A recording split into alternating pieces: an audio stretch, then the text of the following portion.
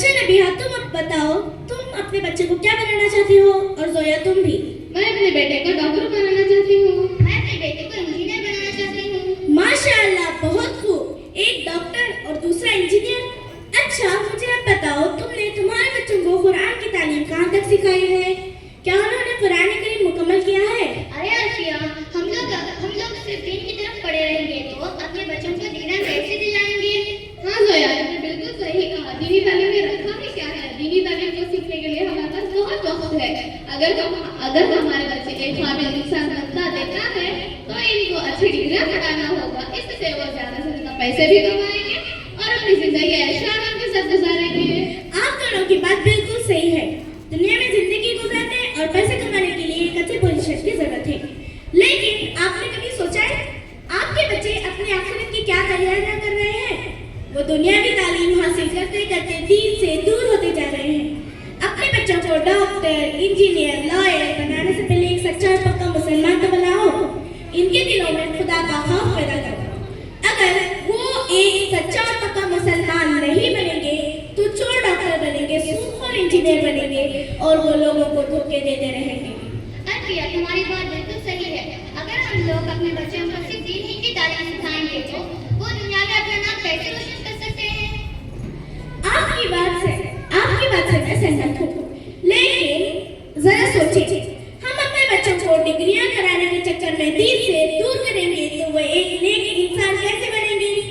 हमारी यही फितरत की वजह से अगयार मुसलमानों का नाम और निशान मिटाना चाहते हैं, मस्जिदों और मदरसों को तबाह और बर्बाद कर रहे हैं, मर्दों को कत्ल कर रहे हैं और औरतों से हमदर्दी का सलूक कर रहे हैं। मुसलमान बच्चों को इस्लाम के खिलाफ भड़काया जा रहा है। आजादी के नाम पर उनकी इज्जत छीनी जा रही है। और वहीं दूसरी तरफ कुछ मुसलमान स्कूलों में तलबे और तलबात के बातें सुनकर राह में खड़े हो रहे हैं।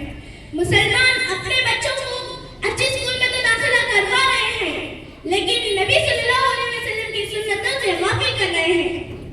मुसलमान बच्चियां स्टेज पर जाकर नाच रही हैं और हमारे वालिदैन इनको देख के शर्मिंदा होने के बजाय इनके लिए तालियां बजा रहे हैं। मुसलमान माशरे में, मुसलमान स्कूलों में मुसलमान बच्चे महफूज नहीं तो कहाँ महफूज होंगे?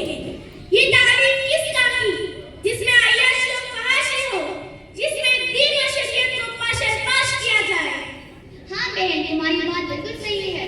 हम लोग अपने बच्चों का फ्यूचर बनाने के चक्कर में अपने बच्चों को दीन से खुद ही दूर कर रहे थे। अगर हमारे बच्चे पक्का मुसलमान और नेक इंसान बनना है तो हमें इसकी शुरुआत दीनी माहौल से ही करनी पड़ेगी। अपने घरों को दीनी माहौल बनाना पड़ेगा और ऐसे स्कूलों में दाखिला कराना होगा जहाँ दीन के साथ दुनिया की तालीम भी मिलेगी। जी बिल्कुल, अगर हम सब मुसलमान भाई मिलजुल कर ये सब काम करेंगे तो किसी की हिम्मत नहीं होगी कि वो हम मुसलमानों से मुकाबला करें।